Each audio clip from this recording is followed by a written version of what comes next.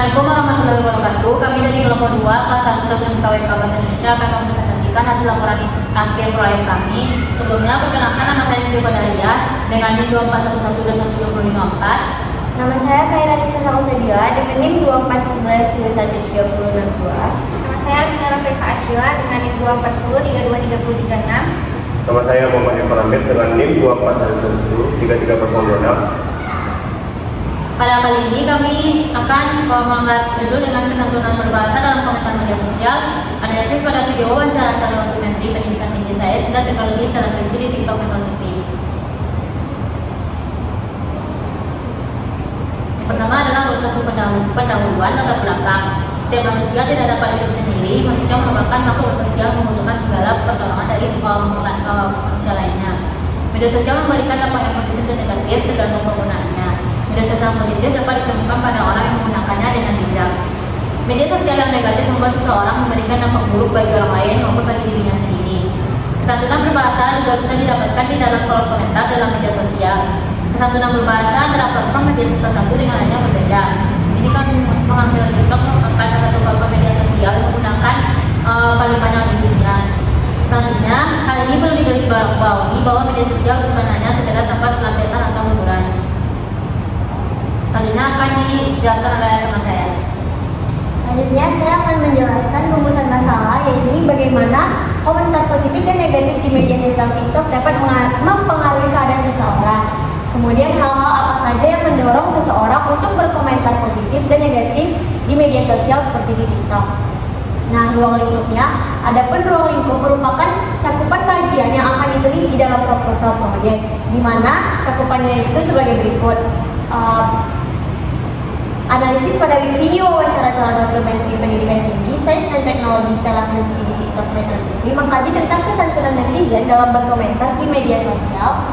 Fokus kajian ini dianggap penting oleh kami karena dalam sebuah persoalan yang menganggap bahwa komentar negatif dan positif dapat berpengaruh terhadap orang yang ada di media sosial TikTok tersebut. Kemudian objek yang akan kami meneliti adalah kumpulan data dari komentar positif dan negatif yang ada pada video wawancara tersebut. Ketika peneliti sudah mendapatkan hasilnya, peneliti akan mewawancarai 5-6 mahasiswa random di Universitas Andalas mengenai pandangan dari komentar yang ada pada video wawancara tersebut. Kemudian tujuannya untuk menunjukkan kesantunan berbahasa yang menghasilkan komunikasi efektif dan meminimalisir kesantunan berbahasa di platform jejaring sosial serta untuk mengetahui pengaruh TikTok dalam kesantunan berbahasa sebagai jejaring sosial. Next, selanjutnya akan dijelaskan oleh teman saya. Oke, landasan teori. Media sosial online merupakan media yang didesain untuk memudahkan interaksi sosial bersifat interaktif dengan berbasis teknologi internet. Menurut Kurniawan, media online adalah alat yang mengubah pola penyebaran informasi dari sebelumnya bersifat broadcast media, monolog satu ke banyak audiens menjadi sosial media dialog banyak audiens ke banyak audiens. Di era teknologi saat ini, internet menjadi pusat perhatian di seluruh dunia. Media sosial dinilai menjadi bumerang dalam kehidupan sosial saat ini. Platformnya seperti TikTok, Instagram, Facebook, dan situs Google, YouTube, Yahoo, Windows, dan lain-lain sebagainya. Saat ini TikTok menjadi platform yang paling populer.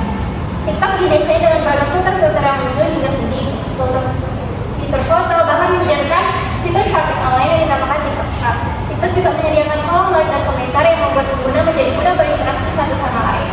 Platform TikTok tidak hanya memberi dampak positif, namun juga negatif. TikTok juga aktif dalam berbagai isu yang berkembang di masyarakat, salah satunya isu politik. Saat ini wawancara calon wakil menteri pendidikan tinggi, sains dan teknologi setelah kristi di TikTok menjadi isu hangat dikarenakan keahliannya di bidang pendidikan dan komunikasinya yang memberikan wawasan bahwa pentingnya self-introduction yang baik. Analisis wawancara ini menunjukkan bahwa perkembangan teknologi yang mengubah cara masyarakat berinteraksi dan memengaruhi pola kehidupan. Next. Selanjutnya, hipotesis. Adanya dugaan intimidasi berbahasa dalam platform TikTok, adanya komentar negatif yang menyebabkan pertikaian kesabaran informasi yang tidak benar atau hoax, sehingga menimbulkan masalah baru. Adanya tindakan bullying dari komentar negatif di media sosial. Metode dan teknik. 1. Metode yang digunakan adalah metode kuantitatif karena adanya pengumpulan data di komentar TikTok terhadap analisis kesantunan berbahasa. Dalam komentar media sosial TikTok, lalu metode yang kualitatif dari hasil wawancara mahasiswa. 2. Teknik. Pengumpulan data dari komentar negatif dan positif dari video TikTok tersebut. Lalu setelah mendapatkan data, peneliti akan diwawancari mahasiswa UNAN secara random tanpa memandang dari jurusan mana mereka berasal. Setelah mendapatkan hasilnya, peneliti akan mengupload video wawancara tersebut ke platform media sosial YouTube. Sumber data primer. Data primer ialah jenis dan sumber data penelitian yang diperoleh secara langsung dari sumber pertama, tidak melalui perantara baik individu maupun kelompok. Jadi, data yang didapatkan secara langsung, data primer secara khusus dilakukan untuk menjawab pertanyaan yang berkaitan dengan judul proposal proyek.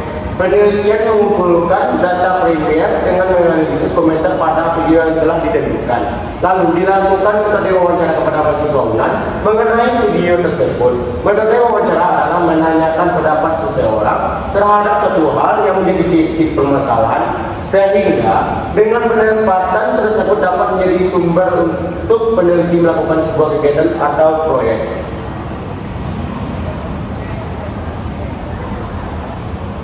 Yang selanjutnya adalah membuat dengan pustaka. Dalam komunikasi publik, tersentuhkan bahwa kesantunan berbahasa tidak hanya merupakan norma sosial, tapi juga alat strategis yang digunakan untuk membangun citra dan hubungan dan mengelola interaksi dengan audiens. Wawancara setelah Kristi yang disiarkan di TV merupakan contoh yang baik dari kegiatan kesantunan berbahasa yang ada di platform media sosial. Salah satu kerangka teori yang sering digunakan dalam analisis kesantunan berbahasa adalah teori yang dikembangkan oleh Brown dan Levinson. Kesantunan positif berfokus pada membangun hubungan dan menciptakan rasa saling menghargai. Misalnya ketika menghadapi pertanyaan sulit, seharusnya kita cenderung mengakui pandangan dalam bicaranya dan selalu memilihkan pendapatnya sendiri. Hal ini tidak hanya menunjukkan kesopanan, tetapi juga menciptakan suasana inklusif dan dialogis.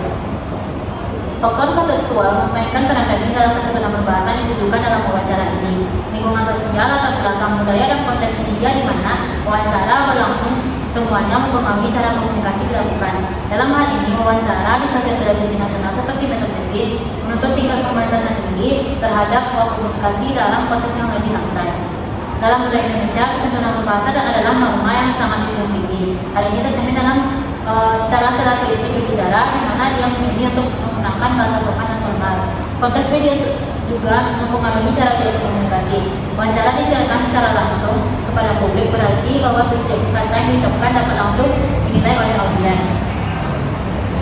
Ketika membandingkan norma kesantunan yang terkait dalam wawancara dengan norma lokal atau regional, kita dapat mengerti bahwa terdapatnya perbedaan yang sangat signifikan, terutama salah satunya di daerah Jawa.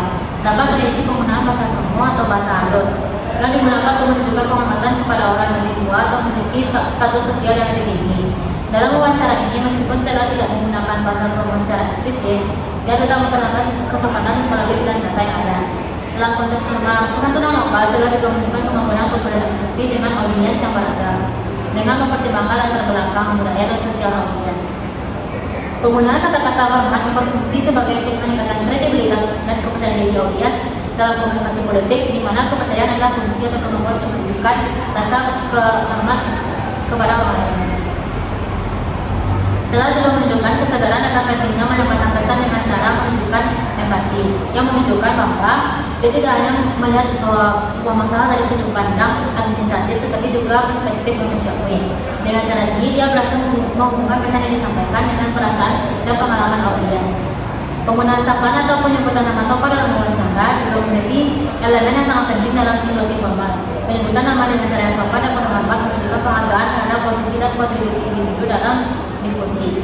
Penting untuk mencatat bahwa penyebutan nama dapat mempengaruhi dinamika interaksi ketika salah Kristi menggunakan sapaan yang sopan. Popularitas video wawancara ini di media sosial juga membawa dampak pada kesantunan komentar yang muncul. Ketika sebuah video menjadi viral, seringkali kita menemukan bahwa reaksi dari audiens itu beragam-agam, mulai dari komentar yang positif hingga yang negatif ataupun kritis. Hal ini menunjukkan bahwa norma kesantunan dalam berkomentar berkomentar di media sosial juga sangat dipengaruhi oleh seberapa banyak perhatian yang diberikan kepada video tersebut. Komentar yang lebih sopan dan konstruktif cenderung mendapatkan respon yang lebih positif, sedangkan komentar yang kasar atau menyerang mendominasi yang melibatkan banyak orang dalam diskusi pasti akan menjadi lebih menonjol karena sifat viral dari konten media sosial di mana orang cenderung merasa lebih bebas untuk menyuarakan pendapat mereka dan terkadang dengan cara mereka yang kurang sopan. Kemudian penting untuk dicatat bahwa meskipun ada banyak komentar yang bersifat kritis, ada juga banyak pengguna yang berusaha untuk menjaga kesantunan dalam berkomentar. Ini menunjukkan bahwa meskipun popularitas dapat mempengaruhi jenis komentar yang muncul, masih ada kesadaran tentang pentingnya kesantunan dalam diskusi publik. Banyak orang yang menyadari bahwa cara kita berkomunikasi dalam ruangan publik, termasuk di media sosial, dapat mencerminkan nilai-nilai kita anut sebagai masyarakat. Secara keseluruhan, kesantunan berbahasa dalam wawancara Stella Christie mencerminkan pentingnya komunikasi yang efektif dan dalam konteks publik. Dari penerapan teori kesantunan itu sampai pemahaman tentang faktor kontekstual dan norma yang berlaku, semua elemen ini berkontribusi pada cara pesan yang disampaikan dan diterima. Kesantunan ini bukan hanya alat untuk berkomunikasi, tetapi juga sebagai cerminan nilai-nilai di mana budaya lebih luas dalam masyarakat. Dalam dunia politik, di mana citra dan hubungan sangat penting. Kemampuan untuk berkomunikasi dalam setiap aspek yang telah dibahas, kita dapat melihat bahwa kesantunan berbahasa tidak hanya berfungsi untuk menciptakan suasana yang positif, tetapi juga membangun citra diri yang baik. Kemudian, dengan mempertimbangkan semua aspek ini, kita dapat menyimpulkan bahwa kesantunan berbahasa dalam wawancara Stella Christie adalah elemen yang tidak dapat terpisahkan dari cara dia berkomunikasi sebagai calon pemimpin. Ini bukan hanya tentang bagaimana dia memilih kata-kata, tetapi juga bagaimana dia membangun hubungan, menghargai audiens, dan menciptakan ruang untuk dialog yang konstruktif. Kesantunan berbahasa dalam konteks ini berfungsi sebagai jembatan untuk membangun kepercayaan, menciptakan keterlibatan, dan memperkuat dukungan publik yang sangat penting dalam dunia politik saat ini. Selanjutnya, bab 3 metode penelitian akan dijelaskan oleh Mas Merek. Desain penelitian. Pendekatan yang digunakan dalam penelitian ini adalah pendekatan kuantitatif dan kualitatif. Pendekatan kuantitatif, peneliti mengumpulkan data dari komentar positif dan negatif dari video TikTok yang dijadikan sampel. Sedangkan pendekatan kualitatif, peneliti akan mewawancara mahasiswa UNER mengenai komentar pada video yang akan diteliti. Lalu lokasi dan waktu penelitian. Penelitian dilakukan secara daring untuk mengumpulkan data dan dilakukan di UNAM untuk menganalisis komentar pada video TikTok yang akan dijadikan bahan penelitian. Waktu untuk melakukannya adalah ketika dosen pengampu sudah menetapkan tanggal untuk turun lapangan. Selanjutnya, bab 4 hasil penelitian. Pembahasan kesantunan berbahasa tidak sama dengan pandangan setiap orang. Setelah peneliti menganalisa komentar pada video TikTok yang dijadikan bahasa penelitian, peneliti mengambil 12 komentar yang menurut peneliti merupakan komentar negatif yang akan dikaitkan dengan teori-teori dari beberapa sumber. Berikut teori-teori yang berkaitan dengan komentar pada video yang diteliti. Jenis tidak tutur, tindak tutur representatif. Tindak tutur representatif adalah tidak tutur yang menutur atau pembicaraannya mengikat pada kebenaran atas apa yang disampaikannya. Bentuk tidak tutur representatif dapat dijelaskan dalam contoh komentar video TikTok berikut. Ini yang serius, yang komen cumin, wamen pasti fomo doang. Yang lihat FYP TikTok, kalian benar-benar nggak tahu Prof. Satria Soe Mantri pantas pendidikan Indonesia bermaju. Tuturan tersebut merupakan tindak tutur representatif menyatakan terlihat dari kata pendidikan Indonesia belum maju. Penutur mengatakan masyarakat Indonesia belum maju karena komentar-komentar netizen lainnya masih berfokus ke wamen yang FYP TikTok, sedangkan masih ada sosok tokoh masyarakat yang berpengaruh juga yaitu Bapak Satria Soe Mantri. Kinerja yang menentukan hasil bukan gelar. Tuturan tersebut juga termasuk tutur representatif yang menyatakan suatu kinerja dapat terjalankan karena kinerja seseorang, bukan terkait banyaknya gelar yang didapatkan seseorang. Hal tersebut merupakan suatu kebenaran yang ada pada saat ini. Selanjutnya adalah contoh yang lainnya adalah akal dan adab agama. Tuturan ini menyatakan bahwa akal dan adab ketika sebuah kinerja terrealisasikan jika akal dan adab baik. Tuturan ini menggambarkan tutur representatif karena adanya kebenaran dari kalimat komentar yang tersedia. Retina self introduction akan berproses seseorang. Aturan ini merupakan tutorial representatif karena menggambarkan sebuah kebenaran bahwa perkenalan diri itu penting agar seseorang mengetahui diri kita. Selanjutnya, untuk Albert Einstein nggak kenalin dirinya dulu.